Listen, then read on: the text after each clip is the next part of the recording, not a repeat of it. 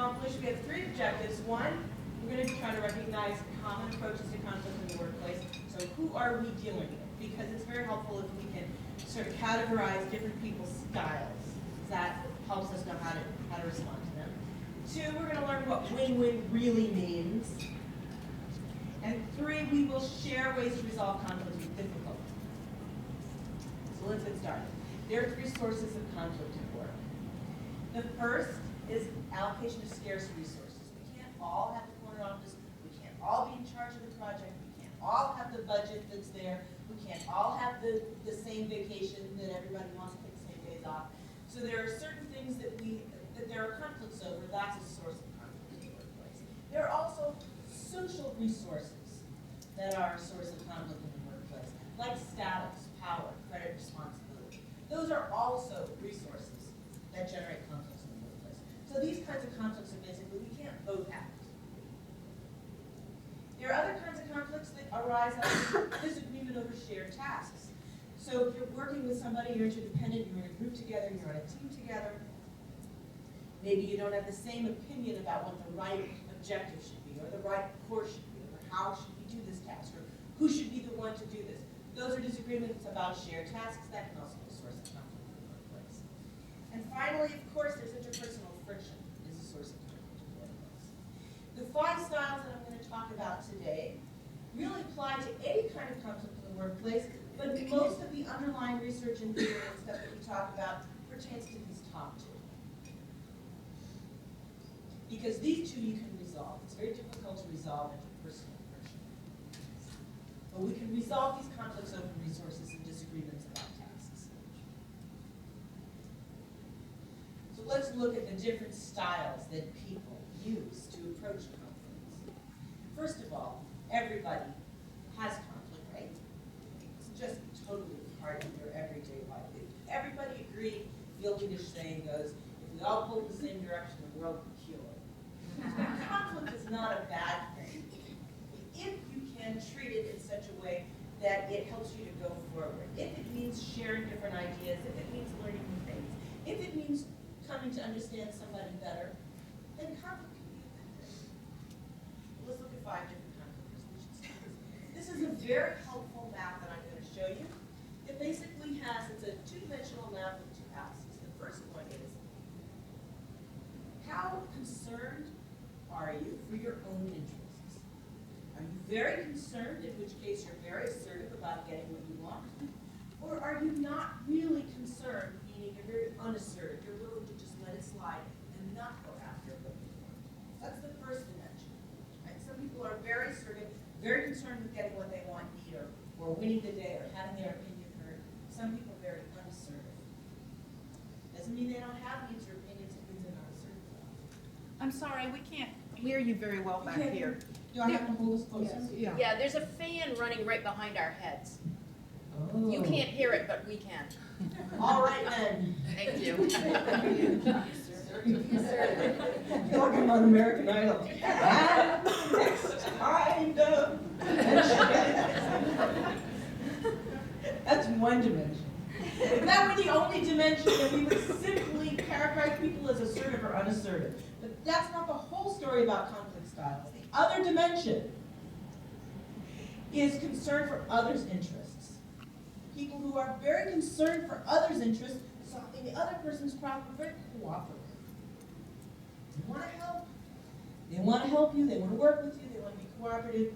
People who are not at all concerned for someone else's interests are uncooperative. So now we've got a 2-dimensional space. And I'm going to talk about 5 different styles. Okay, just signal me if it moves. 5 different styles that can be arranged on this space. Okay, let's talk about them one at a time. The first one is the competitor. The competitor has a high concern for his or her own interests and no concern for yours. You know the competitor, right? Whether it's somebody who's competing for real resources or for social resources, the person who's trying to be on top, the top dog. Okay, that's the competitor. Then you have the avoider. This is somebody who also doesn't care about your problem, but is very unassertive and not going to deal with his or her problem either. This person doesn't deal with conflict at all. Now let's move to the other side of the grid. People who are very cooperative, and there's two styles here. The first is the accommodator. They're perfectly willing to accommodate you. You need that? Fine, you have it. Maybe they needed it too, but they don't say anything about it. They just let you have it. They accommodate your issues without being assertive about their own needs. And finally, in the top, not finally, but in the top right corner, we have people who both care about their own problem and your problem. They are collaborators. They want to work with you to find the best solution possible. Now, so far I haven't discussed the most common style for approaching conflict, and those are the compromisers. That's the most common style in the workplace. It's what many people describe as win-win because we each get something. It means, for example, let me tell you a story. This is an apocryphal story. Nobody knows what really happened. Once upon a time, there were two sisters. Stop me if you've heard this. Once upon a time, there were two sisters. And they both came home from the same, they were very, very close. They came home at the same time from school, and there was an orange on the counter, and they both made a beeline for that orange. Guess what? They had a conflict over a real resource. They both wanted the orange. And they both, of course, cannot have the orange. There's only one. So what are they going to do? Well, they compromised. They cut the orange in half. And they each got half an orange. That's what compromisers do. It's resolved very quickly. They each gave something up. They each got something. And they both went off. Well, afterwards it turned out that one sister had wanted the orange because she was planning to bake a cake and she needed the orange rind to create into the batter. And the other sister was simply thirsty and she wanted to juice the orange and drink it. And had they exchanged information about what their underlying interests were, had they collaborated, they could have come up with a better solution than cutting the orange. Each could have gotten everything she wanted. Now, life is not usually so simple, of course, but it is true that in many, many cases, there's a better solution than a blind compromise. There's a better solution than just cutting the orange in half. If only the two people involved talk about what it is they are trying to accomplish, what it is they need, what's most important to them, and what they're willing to give up in order to get it. So that's the first thing. Most people compromise, but that is not necessarily a win-win scenario. That's a win something, lose something scenario. Why does it matter what style the person you're working with is using? Well, it matters because, a moment ago everyone agreed with me, yes, conflict is just a part of the air we breathe in the workplace. We're dealing with conflict all the time. Whether it's easily resolved, whether it's simmering, whether it's personal, whether it's task-related, conflict is a part of what we do every day. And there are three things that we take away from conflict. First of all, the terms of any agreement. Of course, if you reach some agreement, if you settle it, if you come to a decision or you reach an agreement, then that's a takeaway from the conflict. But the other two, equally, if not more important things that you take away from every conflict are your relationships with your colleagues, whether they are strengthened or whether they are damaged, and your reputation, and the reputations of other people who were involved. So how you handle conflict in the workplace is important. It's not just whether or not you got the point of office. It's what your working relationships are like and what your reputation is. And that's why it makes sense to me. Now, I don't know about you, but I use all 5 of these styles, depending on the situation. I'm not limited to just one. I can be accommodating, I can be compromising, I can be competitive, I can be accommodating. And sometimes I just avoid it. My favorite, sometimes avoiding a problem is the best thing. You know, I had a blinker out on my car once a long time ago, and I didn't do anything about it, and a month later it started working again, and I thought, yay! Some things, it's just best to avoid the problem and let it take care of itself. So that can be a strategy sometimes. But it matters who we're dealing with, right? Because I can be avoiding a problem thinking that it's going to resolve itself, and I can have somebody coming by my office every day to bug me about it. So then we have a problem. Or I can be trying to deal with a problem in a collaborative fashion and have somebody who's not willing to engage, and that can be a problem. So let's talk a little bit about each one of these styles. With whom are we dealing, and what would be the best way to handle that person? Let's talk first about the competitor. Competitors get a bad rap.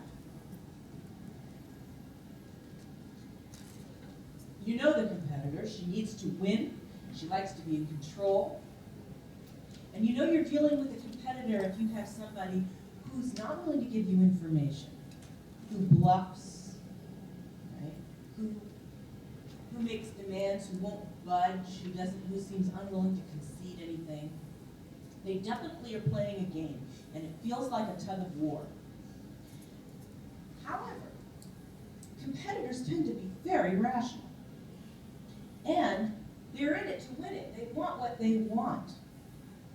They don't all want you to lose. They just want to win. So you can work with a competitor, actually. You can work with a competitor as long as, oops. Okay, let me go forward. We won't do this one, we'll just do it right here. As long as,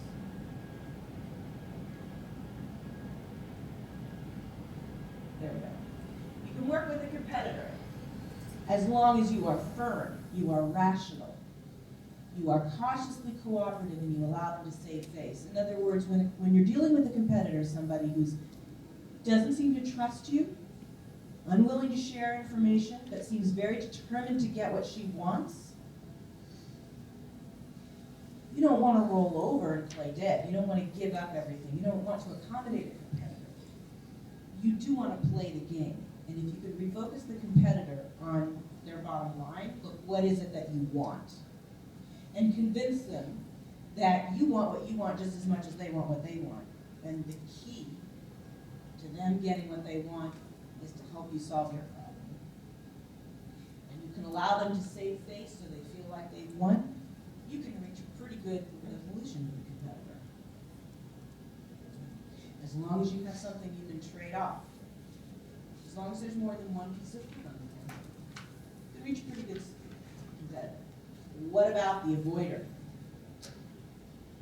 The avoider tends to want to stay neutral, wants to stay out of the conflict, doesn't want to engage at all, may not even know there is a conflict. May want to pretend no conflict exists. You know the avoider if they act like nothing's wrong. Good morning, how are you? Yeah, we need to talk about, oh, yes, I know, but it's going to be just fine. You know the avoider, right? It's a little tricky to deal with an avoider because they're going to avoid the problem. You can avoid the problem too if you think it'll solve itself, or if you really need to do something about it, then you're going to have to get the avoider to engage. Maybe, depending on what this person is going to do when they engage, because they're going to move from this style to something else, see if you can explain to them, you know, this isn't going to be painful, it's going to be over really quickly, and we'll both be better off. The avoider doesn't want to sit down with you at a table and arm wrestle over something. The avoider doesn't want to sit down and problem solve with you.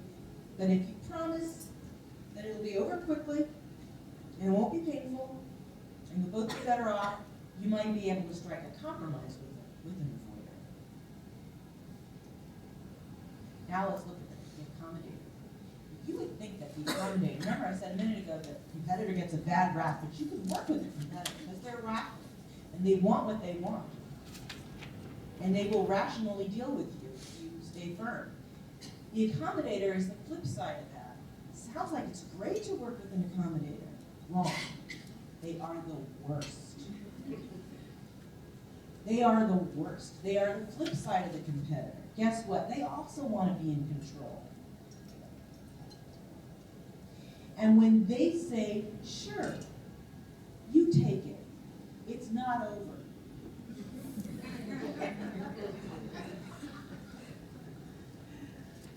They are passive aggressive.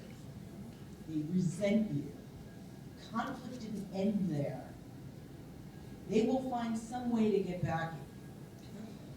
It's very, very, very hard to work with someone who is accommodating because they expect that everything they give you, and you may not even have known that they were giving things up and yielding things. Oh, well, I don't park there because I thought that was your spot. You didn't even realize that, but all this time they've been waiting to be paid back. They're really, really hard to deal with. And if you push them, they tend to walk away from the relationship. Sure, they'll accommodate, but then it's over. So they're very hard to deal with. This is a difficult strategy. First of all, if you really do have an accommodator, somebody who's passive aggressive, if you chase them into a corner, they'll say, "Oh yeah, you have it. I don't have. I'm not being very assertive about my own interests. I'm not even going to tell you what they are. I don't want to talk about it. You take it. You take it." I would ask, can you involve a third party?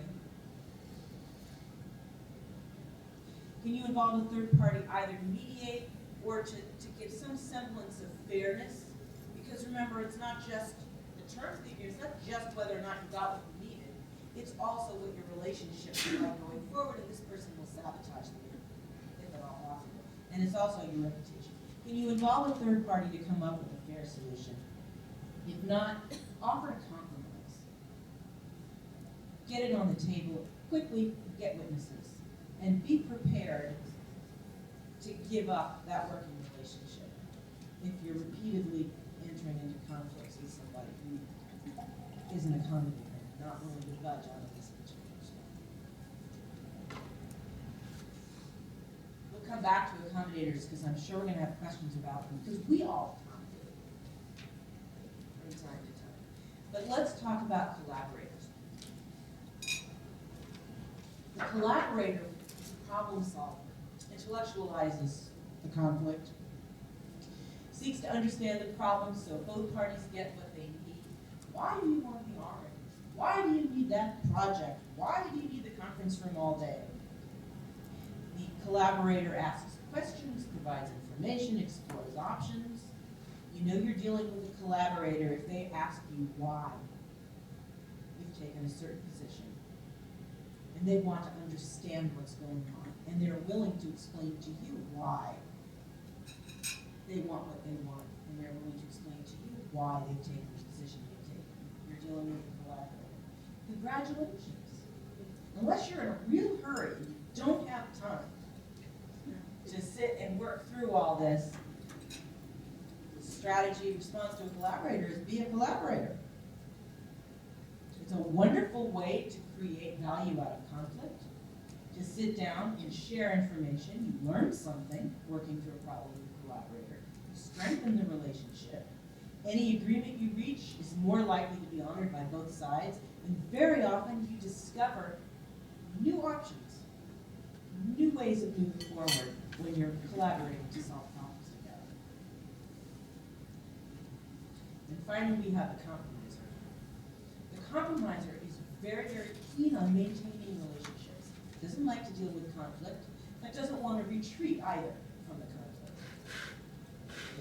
The compromiser is not an avoider or accommodator. The compromiser cares about her own problem and your problem, but wants it to be over as quickly as possible. And the simplest and fastest way to do that, and the fairest way, is to split the difference. Let's just split the difference. Let's just take turns. Let's just take the same amount each of us. We're done. And we can be friends and we can go on. That might be fine. That might be just fine. It has the advantage of maintaining relationships. It's not threatening.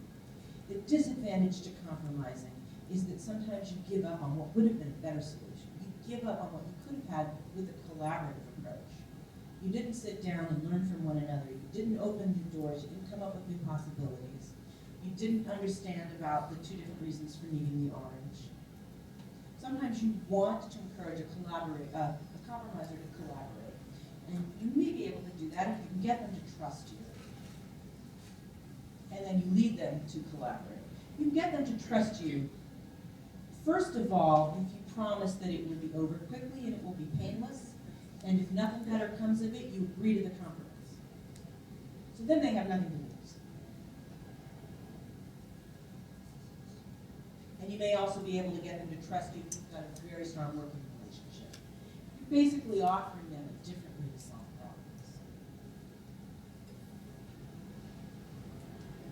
So what this whole thing looks like when you put it together is that we're trying to move competitors to a collaborative problem-solving style. We may have to do it without a lot of open trust. But at the end of the day, if they're willing to sit down and tell you what they want and what's important to them, then you can basically get to the same point. We're trying to move compromisers to a collaborative style. And then for those people who are not very assertive, who I think are the most difficult people to work with in terms of resolving conflict, because they won't tell you what they want. So it's very difficult to help them solve their problem. And some of the best negotiators, Dale Carnegie says, you know, if I want you to give me what I want, I have to give you what you want. And if you won't tell me, then I'm kind of screwed. So it's very hard to deal with people who are unassertive when there's a conflict. So maybe the best you can do is get them to a compromise style. That might be fun. You might, depending on the individual, be able to get them to a collaborative space if that's where you want to be. And sometimes for the accommodator, you just have to walk away. And what I mean by that is they're not going to engage with you. And if you repeatedly take what you want, and the resentment is building and it's become interpersonal, I don't know of any way to repair that relationship. You might want to think about limiting the interdependence that you have with somebody who cannot resolve anything other than through communication.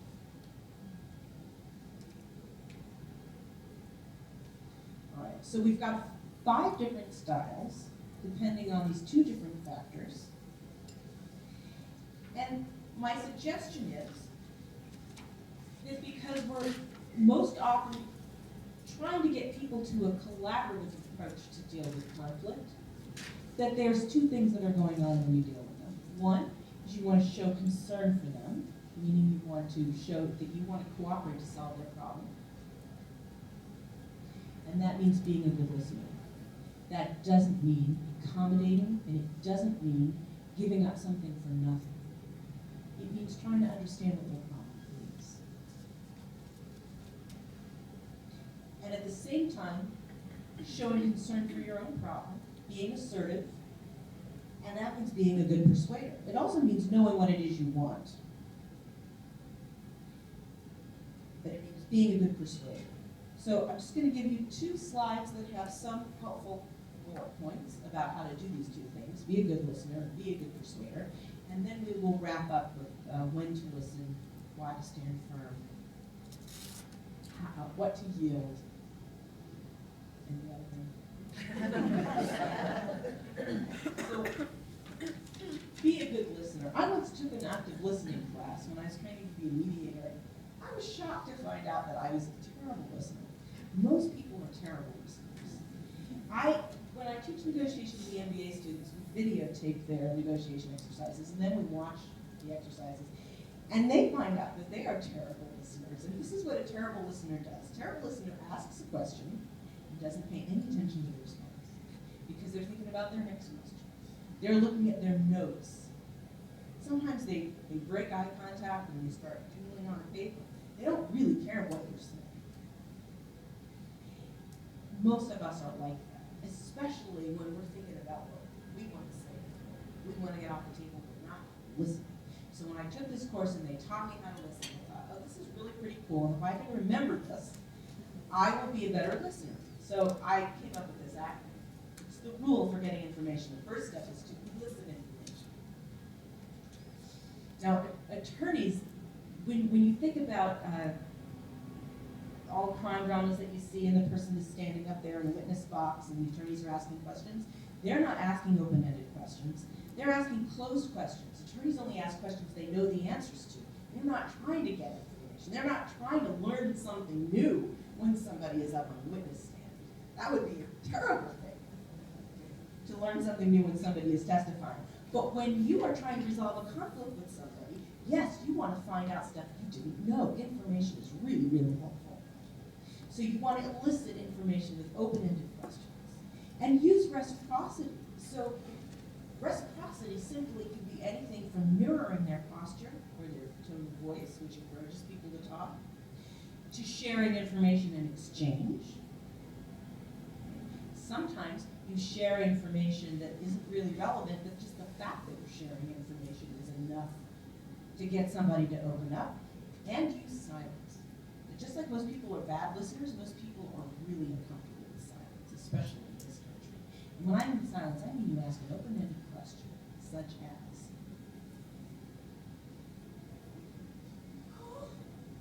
what's the most important thing to you in terms of this project?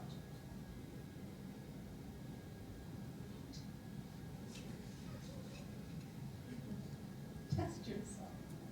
How long can you wait?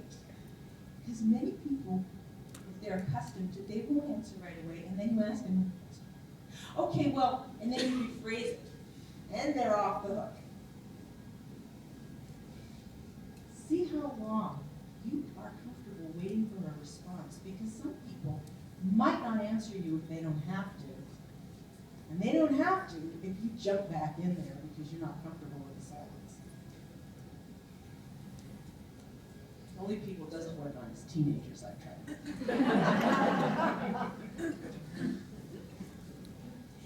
The next step in active listening is to actually listen. And that means continue to pay attention to the person who's talking. Don't break eye contact. Don't look away. We don't have to stare at their eyes. Don't look away. Don't start writing stuff down. Don't interrupt them. So you have to be quiet, patient, and non-judgmental. That means don't. I've been told I have a very expressive face, and if somebody starts to tell me something I don't like, they see it right away and then they stop talking. Okay, so you might want to get that kind of feedback from close friends. Okay, so how expressive your face is and what you're communicating. You want to be open and judgmental and patient and actually listen. You want to make sure you understand. That might mean reflecting back, asking for clarification. So your top 3 priorities are, and then listing them. Okay, do I understand? You know, is this what you said? Of course, that has the added advantage of now they're talking again. And if you pause, they might add more information. Remember, you're trying to resolve conflict. The more information you have, the better a position you're in to solve the problem. And finally, you have to remember what it is the person said. I can't tell you how often we've watched these videotapes in class, and when the students come in my office, they say, well, you know, we could have reached a really good agreement if only I'd known about such and such.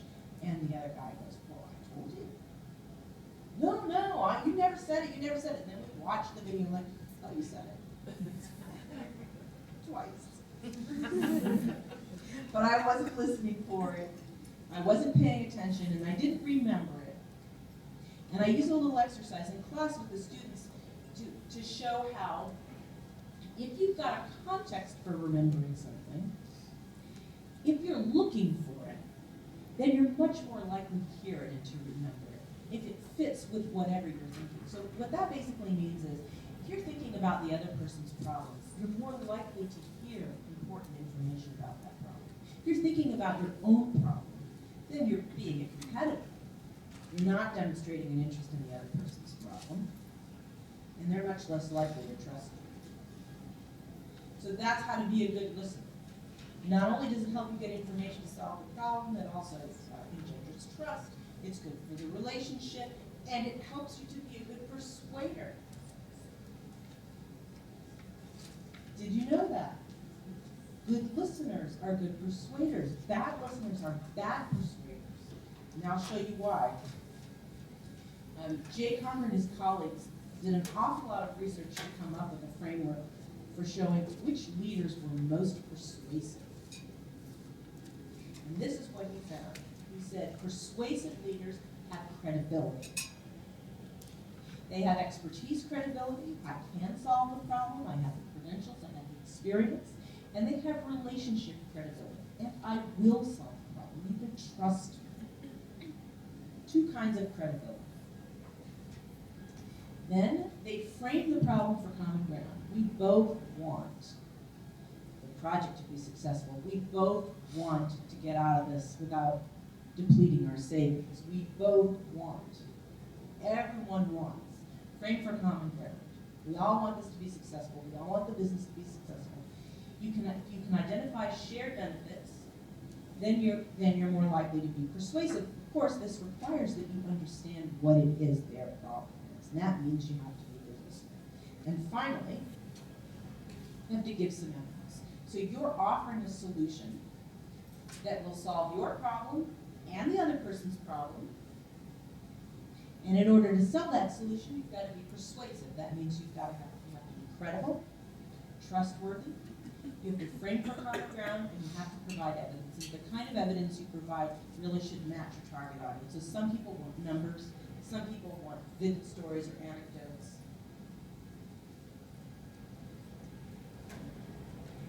So we are running out of time. So let's go back. We looked at what we were going to do today is look at 5 different approaches to conflict, 5 different styles of conflict. We did that. They're avoiding, accommodating, competing, compromising, and collaborating depending on how assertive people are and how cooperative they are. We learned what win-win really means. The 2 sisters in the orange doesn't mean a blind compromise. Very often there are superior solutions that you can find if you're able to collaborate to resolve the problem. Although most people are perfectly happy with compromise, it's quick and they think it's fair. And shared ways to resolve conflicts with difficult people. Contrary to expectations, it's not the competitors and the really assertive people who are hard to deal with, it's the unassertive people who are hard to deal with because they don't engage. And then they carry resentments forward, which is very, very poisonous. So perhaps involve a third party, perhaps have lowered expectations for the working relationship, offer them a compromise and promise it will be over quick, and we'll both be better off. So the questions here, when to listen at every opportunity. You're ever going to pass up on information that somebody is offering you that could help you solve the problem? How to explain. You need to be credible. You have to show that you have the expertise to solve the problem. Your solution will work. You're trustworthy. They can trust you and rely on you. You frame for common ground and you provide evidence that it will work.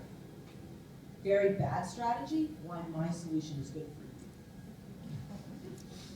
I can smell that one coming a mile away. You do not have my trust if you are telling me that what you want is in my best interests. What to yield? Something of lesser value in exchange for something of greater value. Compromisers tend to give up what they want the most, assuming that it's what the other person wants too, and they're being nice. That's not what you should give up. What you should give up is what the other person wants more than you do, in exchange for what you want more than the other person wants. And that includes giving up something if what you want is to just solve it, close the deal. And finally, why to stand firm? Because compromise is not always the best solution, especially with a competitor. And because standing firm and collaborating can offer you better results. Here's my email address. If you'd like to contact me, I'm more than happy to talk about specific problems. I do coach you for conflict resolution and mediating. And we have a couple minutes left for questions. Or stories. So if you're working with a collaborator and they're asking these lots of questions, why this, why that, but an immediate response is necessary. So say the problem has to be taken care of quickly, and then perhaps later you can address all the questions. How do you stave that person off and say, right now we need to just do X, and then later on we can talk about all the whys and How would you like someone to give you that?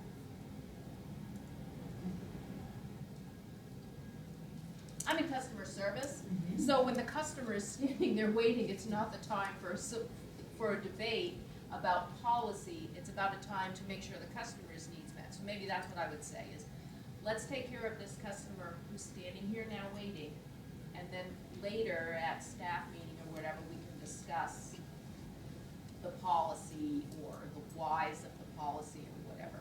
But In the past, when you told me that, did we actually get around to talking about it? I don't think I've told them that in the Okay. past. I don't think we've gotten that far into Okay. it. So if I'm willing to, I'm a very trusting person, I'm willing to trust you, that makes sense to me. Okay, I hear you, there's a problem here. And I agree with you that we could probably come up with a better solution if we sit down and talk about it. Let me just talk this customer. And I will use the information, feedback from this customer to bring to our conversation that we will have. And if you do follow up and have that conversation, then you've increased your credibility and trustworthiness. And that's likely to work for you again in the future. If it never happens, and that simply is, a way to get somebody off your back, let's talk about this later, right now I have to do this, then eventually it won't work anymore. Right, I don't want to, and I think I think I'm starting to undermine my credibility because you mean to get back to it, but you don't. You need to get back to it, you don't. Thank you. Jeff? Thank you. Is there a resolution strategy when you both want the same thing? So for example, you have one orange and you both want to eat it. If you have one orange and you both want to eat it,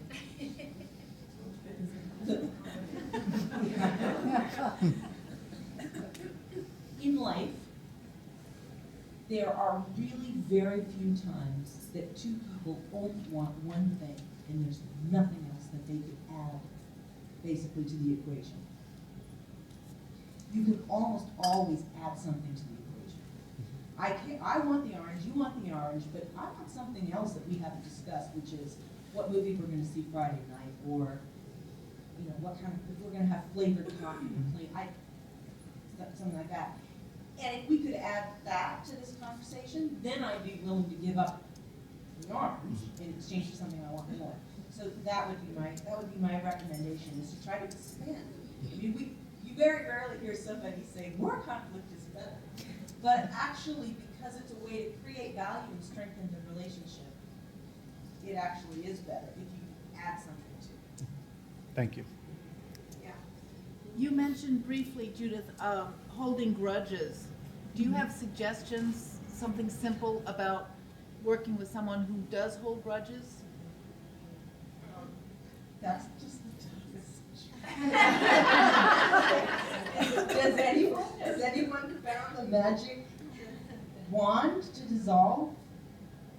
You want to say, get over it, suck it up, just keep moving, put that aside, it happened 20 years ago. But they don't let go. They're elephants. I can't say it's a magic bullet, but I do find that if someone is either being passive aggressive or is holding a grudge, but they're expressing something that sounds more cooperative, if you behave based on their statements, they can't really argue with you. Do you know what I mean? They may say, well, let's do it that way. Okay, well, we'll go forward with that because, we all agree we'll go forward with it that way.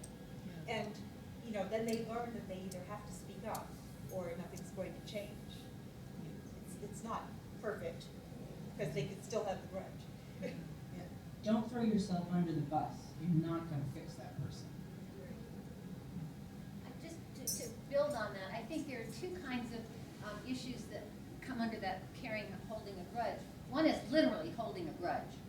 I am really mad at you because you've done all these things to me and I'm going to just hang on to that. And then there's the other kind of thing, which is holding on to something because you think it's important and not letting it go and not reaching a resolution, but also not letting it go. And to me, that seems like one solution would be to move into that collaborator mode and start discussing it. I really want this done this way, and let's talk about why it's important to me, and you give me information about why it's not working for you. I think you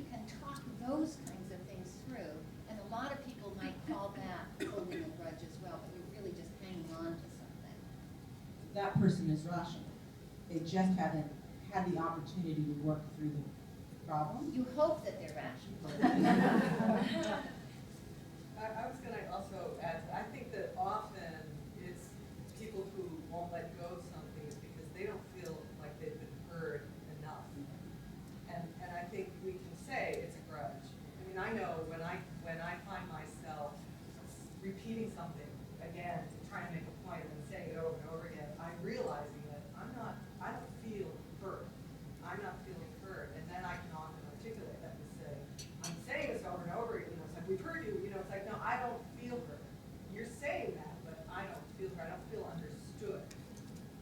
And I think, yeah, there are, there's a continuum here. There are people who you have to let go of, but often I think there hasn't been, for that person, you may feel disgusted enough, but for that person, they probably don't feel that, and they need something more. And again, it's going back to that listening and inquiring, asking these questions. That's a great point, not just listening, inquiring, but if that has happened more than once, you might need an action plan for, it's not just a one-time thing, but we need to have some form where we learn to listen to one another and why that's important, so. And One more? Might need to repeat people back there. So we've talked about solving the problem and listening. Sometimes I've been told people just want to vent and they don't want me to fix. Oh, yeah. So what do you? That's right. You listen. You listen. Let somebody vent. Really listen. What are they saying? If they didn't ask you something, then maybe it's true. They are just trying to vent. Maybe it isn't something that you can. But you Not a let that problem go on with for you. years and years and years. I mean, that's a different kind of listen. Issue all the time. Is it a conflict with you, or is it just somebody who's complaining about stuff? Complaining. It's just complaining about stuff. That's something else entirely. And that's, I think everybody has their own tolerance limits for that, and at some point you just have to set boundaries. How much you're going to listen to that person. All right. Thank you very much.